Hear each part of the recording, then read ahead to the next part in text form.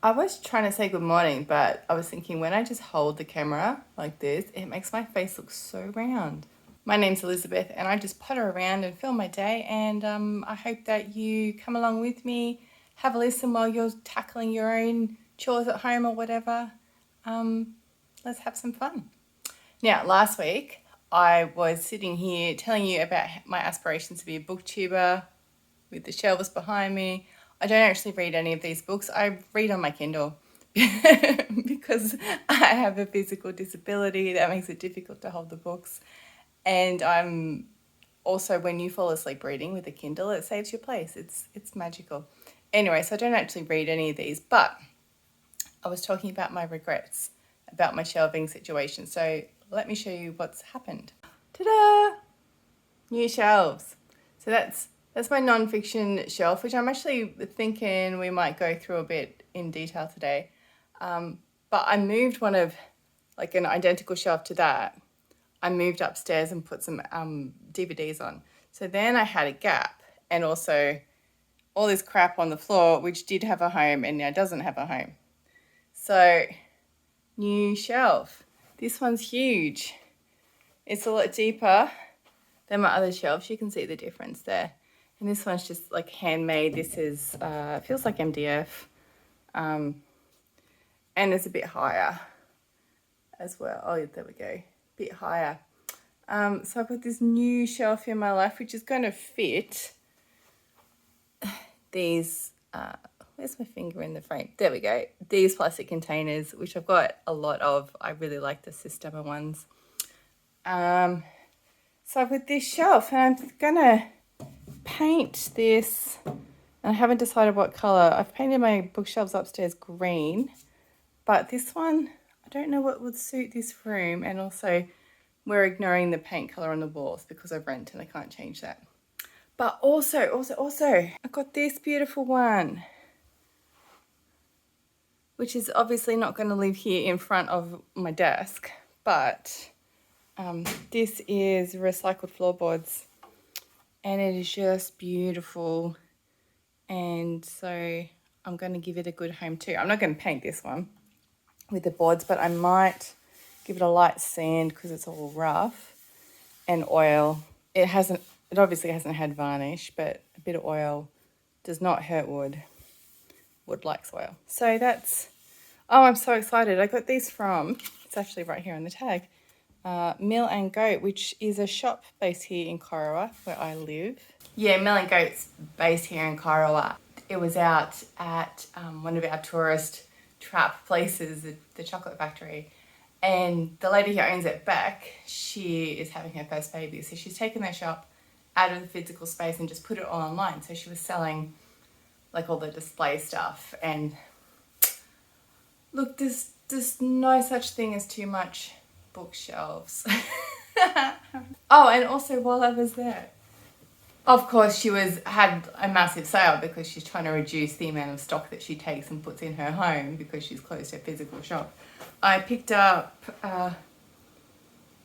this Olive by Olive and Ollie, which is one of those brands you see in like boutique stores, isn't it? And I had never tried it before. This is really nice. So this is Australian olive oil body butter with wild lemon myrtle. What has it got in the ingredients? Olive oil, beeswax, oil, grapeseed oil, avocado oil, cocoa seed butter, lemon myrtle oil, cedar wood oil, lemon scented gum oil. Yeah, it smells so good, but I am someone who really likes lemony, citrusy scents. I love the smell of lemon myrtle, and it smells so good. It's really thick. Let me show you. If I scoop it out, is this gonna work? Geez, I'm a beauty vlogger. Like, it is so thick, like peanut butter, like Biscoff. I'm gonna have to put that on me now. Where am I gonna put it?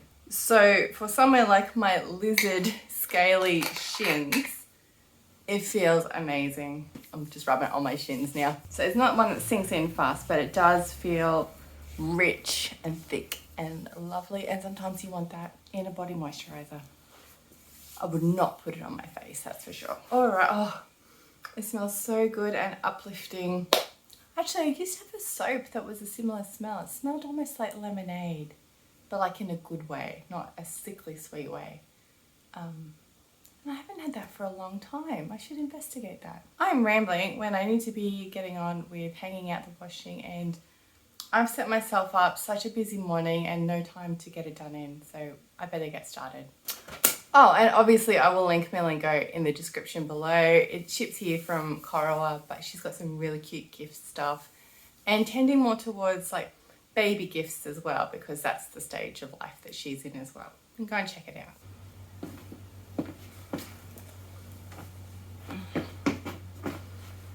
I look tiny here.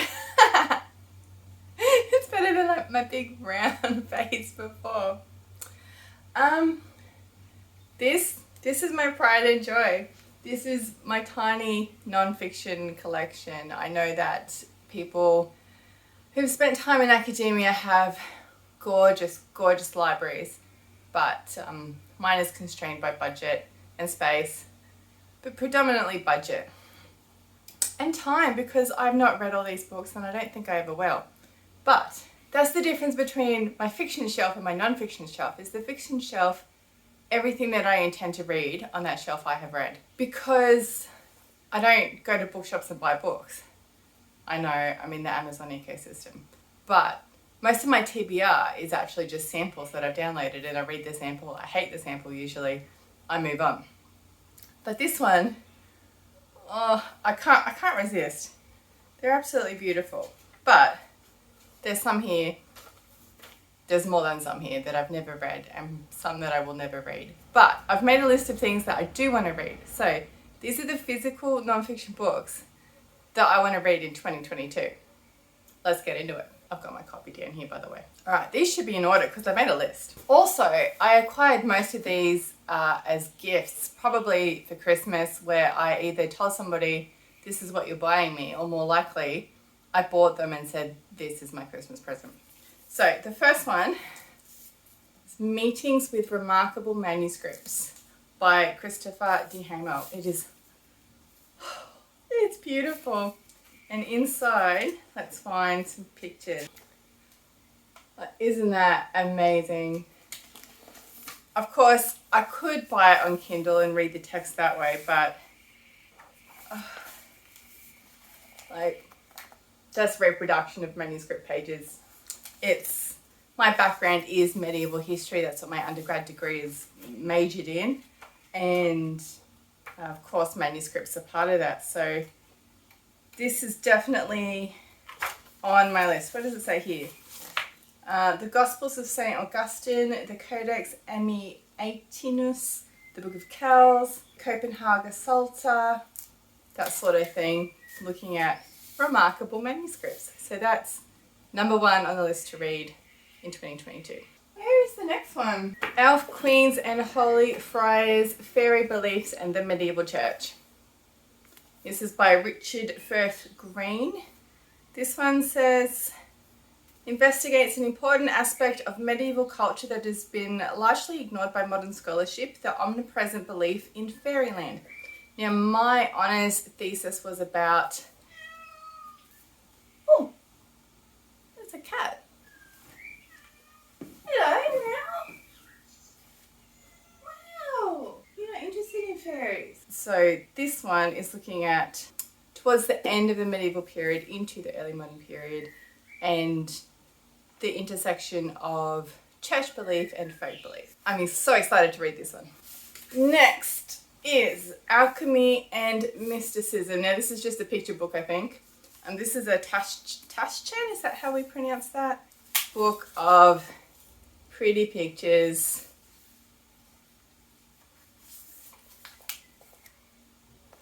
I don't really know what it's about at all, except it was probably in my impulse spending budget and I wanted it. Let's see what it says. The Hermetic Museum, oh that's what this is called, takes its readers on a magical mystery tour spanning an arc from the medieval cosmogram and images of Christian mysticism through the fascinating world of alchemy to the art of the Romantic era. The enigmatic Enigmatic hieroglyphs of Kabbalists, Rosicrucians and Freemasons are shown to be closely linked with early scientific illustrations in the field of medicine, chemistry, optics and colour theory. That does sound like something I would buy. Oh yeah, it's a bit of an introduction. So I think this is up my street because I'm really interested in the historical belief and practice of magic, which Alchemy and Mysticism does. Another Taciturn one. This is the Book of Bibles. Oh, I love Bibles. So this will be the way that they are illustrated and presented. So this one says, the power and glory of illuminated Bibles. In the beginning was the Word, and in the Middle Ages were kings, princes, and high-ranking religious members whose wealth and influence produced illustrated Bibles of extraordinary craftsmanship. The Bibliotheca Universalis edition, which is this, brings together 50 of the finest medieval Bible manuscripts from the Austrian National Library. With examples from every epoch of the Middle Ages, the collection explores visualizations of the Bible in various theological and historical contexts. Now, if you are not into study of religion and Judaism and Christianity in particular, if you are not into medieval, if you are not into illuminated manuscripts, it's probably not for you. But I am so excited to finally look at this one.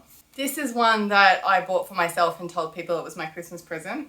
This is Bestiary by Richard Barber. This one is about the way that monsters are represented in this particular manuscript. I think it must be a translation as well. So it is, I think it's just that manuscript translated and the images reproduced. That's cool. That will be why.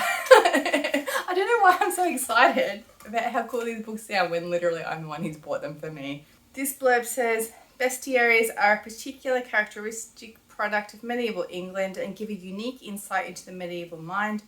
Richly illuminated and lavishly produced, they were luxury objects for noble families. Their threefold purpose was to provide a natural history of birds, beasts and fishes, to draw moral examples from animal behaviour such as the industrious bee or the stubborn ass, and to reveal a mystical meaning, for example the phoenix as Christ's resurrection. I'm excited. Where did you come from? 878. This one, again, a present from me to me. Sea monsters on medieval and Renaissance maps. Same deal, really. Can you see that? Because I can't see what you're seeing. Oh, does this have an author? Chet Van Duzer. The sea monsters on medieval and Renaissance maps are one of their most visually engaging elements, yet they've never been before carefully studied. The subject is important not only in the history of cartography, art and zoological illustration, but also in the history of the geography of the marvellous and of Western conceptions of the ocean. Moreover, sea monsters depicted on maps can supply important insights into the sources, influence and methods of the cartographers who drew or painted them. This one I think will be a quick read. It's mainly pictures, so it looks like this is going on just examples of different types of sea monsters. And I'm looking forward to it. And this is the last one. This is called The Medieval Calendar, Locating Time in the Middle Ages. And this one has some pictures. Oh, that's pretty. That's a real place. That is the Saint-Chapelle in Paris. It's got references and footnotes. Oh, I love that. So there's one from a manuscript. And the blurb on this one says, the intricacies of the medieval calendar are examined in this sumptuously illustrated volume, blah, blah, blah, blah. The lucid and concise text explains the complexity of vigils, octaves, Egyptian days, golden numbers, dominical letters, and the key role played by the saints' days, including the colours in which they are written, as well as their rankings and gradings. That's actually really fascinating. My shelves, by the way, are organised in Dewey Decimal, or what else is it called? Melville? Dewey Melville. What a good librarian I am. Anyway, I went with Dewey Decimal because that's the system that I'm familiar with. That's the physical books that I'm planning to read next year, and also the non-fiction books. Because I'm not studying at the minute, I've really tried to up my non-fiction game, which you will see when I talk about all the books that I read this year. If you watch it. Let's face it, it's going to be a long one, that one. So you will hold me accountable, and I will tell you about these books when I've read them. Look at this. It hasn't even been here half a day and I'm already using this bench. It's actually a really nice height to stand and work at, so I might have to rethink my plans for it. But that's what happens when you have a space, you fill it with shit. Sorry for motion sickness. I just wanted to say thanks for hanging out with me today. I've spent the afternoon transferring my website to somewhere that won't be shit. Hopefully, I'm paying them enough to be not shit. So by the time you see this, it should be live, and I should start putting up new stuff soon. I just burned both my hands cooking dinner, the palms of my hands, and it hurts so much. My goodness. And I don't have my tripod, so I am wobbly. I'll catch you next Tuesday. Thanks for hanging out with me. And as always, hit me up in the comments or on DMs on the social medias. And I'll see you next week. Bye.